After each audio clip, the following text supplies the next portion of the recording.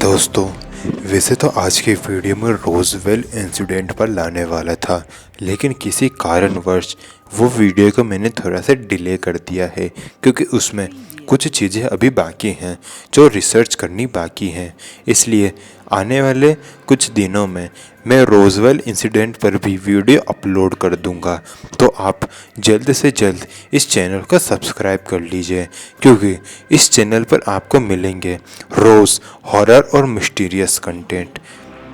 इस वीडियो को प्लीज़ आप एक लाइक कर दीजिए और अपने फ्रेंड्स और फैमिलीज़ के साथ में शेयर भी कर दीजिए। और ऐसे ही हॉरर और मिस्टीरियस कंटेंट को सुनने के लिए मेरे चैनल कार्तिक वन को सब्सक्राइब भी कर लीजिए। और आपको अगर मुझसे कुछ बात करनी है या फिर आप ही के साथ कोई हॉरर इंसिडेंट घटा है तो आप मुझे मेरे इंस्टाग्राम पर भी भेज सकते हैं, जिसका लिंक मैं आपको दे दूंगा नीचे डिस्क्रिप्शन बॉक्स में। और आज की जो पहली घटना मैं आपको सुनाने जा रहा हूँ वो घटी थी मेक्सिको में रहने वाले डॉम नाम के एक पिता के साथ। और आगे ही घटना मैं आपको डॉम के नज़रिए से ही बताऊंगा। मेरा नाम डॉम है। ये घटना मेरे साथ 2017 में घटी थी। मेरी दो बेटियां हैं। 2017 की वो अक्टूबर का महीना था। दिन कौन सा था वो मुझे याद नहीं है, लेकिन रात को मेरी बेटी अपने दोस्तों के साथ में पार्टी करने के लिए निकल गई थी। मेरी दोनों बेटियां पार्टी करने गई थी और मैंने उन्हें मना भी किया था कि इतनी रात को मत जाओ। वो करीबन 12:30 से 1 बजे का बीच का टाइम रहा होगा, लेकिन बेटियों ने मुझसे रिक्वेस्ट की और मैंने उन्हें हाँ कर दी। मेरी बेटियां पार्टी करने के लिए निकल चुकी थी। वो एक माउंटेन वाले इलाके में कैंपिंग करने के लिए गई हुई थी। उनके जाने के बाद मैं भी सो गया। सोने के करीब 1 घंटे बाद मुझे मेरी बेटी का कॉल आया। मेरी बेटी फ़ोन पर बहुत ज़्यादा घबराई हुई थी और वो घबराती हुई आवाज़ में ही मुझे कह रही थी, आप जल्द से जल्द यहाँ आइए और हमें बचा लीजिए, नहीं तो ये राक्षस हमें मार डालेगा। इससे पहले कि मैं मेरी बेटी से कुछ पूछ पाता उसने फ़ोन काट दिया और मैं बहुत ज़्यादा डर गया था। मुझे पता था कि वो लोग कहाँ पर कैंपिंग करने के लिए गए हैं, इसलिए मैंने मेरी गाड़ी उठाई और मैं भी उसी जगह जाने लगा।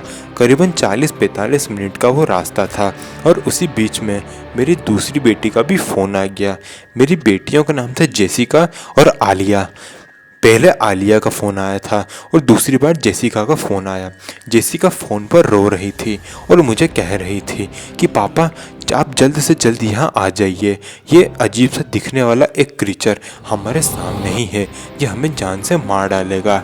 मैं उससे पूछा कि कौन है और तुम लोग कहाँ पर हो, तो उन्होंने बताया कि वो जिस जगह पर कैंपिंग करने के लिए आए थे उसके करीबन आधा किलोमीटर दूर वो एक पेड़ के पीछे छुपे हुए हैं और उनके करीबन 100 फीट आगे एक अजीब सा दिखने वाला जीव खड़ा है जो कि सीधा उन्हीं को देख रहा है और घुर्रा रहा है। मैंने उन्हें कहा कि तुम उसी पेड़ के पीछे छुपे रहो और वहाँ से बाहर मत निकलना, मैं थोड़ी ही देर में वहाँ पहुँच जाऊँगा। मेरे गाड़ी में पहले से ही एक असॉल्ट राइफल रखी हुई थी। मैं उस कैंपिंग वाली जगह पर पहुंच चुका था। वहां पर कैंप लगा हुआ था और वहां पर कोई भी मौजूद नहीं था।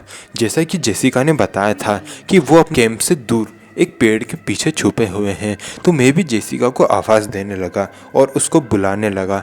तो मुझे एक पेड़ के पीछे से जेसिका की आवाज़ आई। मैं वहाँ गया तो मैंने देखा कि आलिया जो है वो बेहोश पड़ी है और जेसिका एक पेड़ के नीचे बैठे बैठे रो रही है। मेरे हाथ में असॉल्ट राइफल थी। मुझे देखते ही जेसिका मुझसे आके गले लग गई और वो बहुत रो रही थी। मैंने उसको पूछा कि क्या हुआ, तो उसने मुझे पूरी कहानी बताई।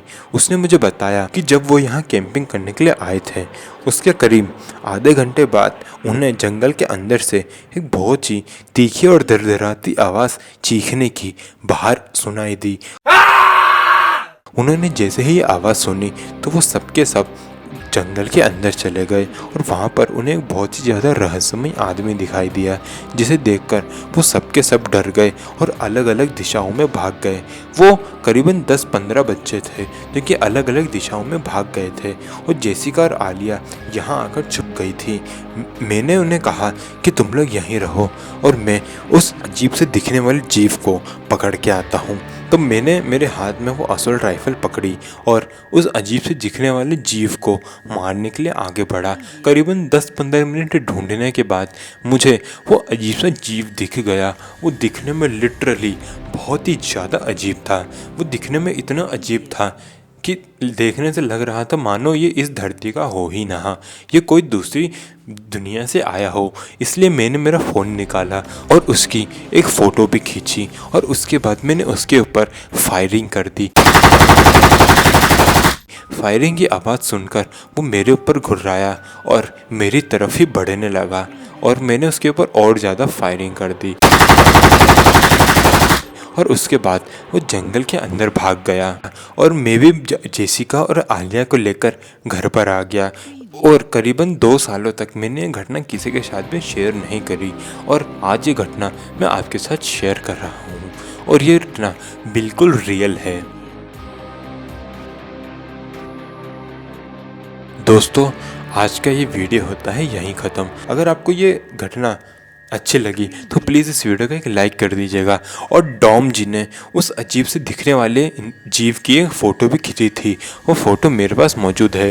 मैं उस फ़ोटो को अपने इंस्टाग्राम पर आज शाम को 7 बजे अपलोड कर दूंगा, तो आप मेरे इंस्टाग्राम को भी फॉलो ज़रूर कर लें। मिलते हैं कल के हॉरर और मिस्टीरियस कंटेंट के साथ। तब तक के लिए जय हिंद, जय भारत।